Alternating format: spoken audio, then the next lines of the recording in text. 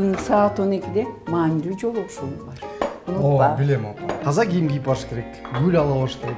Жакпай калса, кайра келе бериш керек. Айгүлдүн апасы менен сүйлөштүм.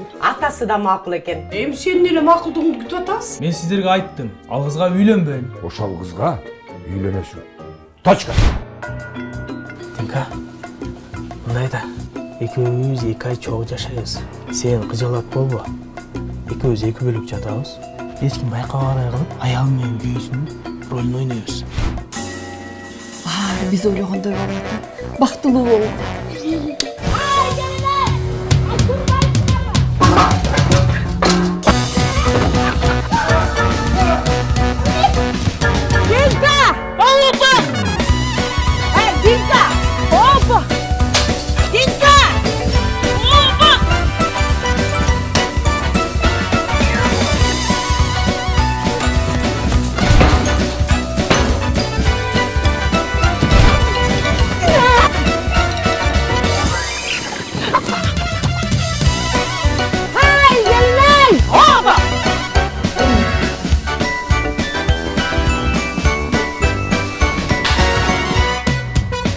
Sen Aygül'dü kanalasın, unuttun mu Aygül'dü? Munuldu sen, tezerek çektiğim sana, unuttun mu?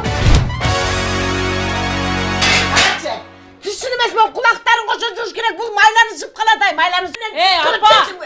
Uşun özünüz juup koysanız bol böyle. Buluydun gelin senemiz Aygül buluşu gerek. Baldıra bal.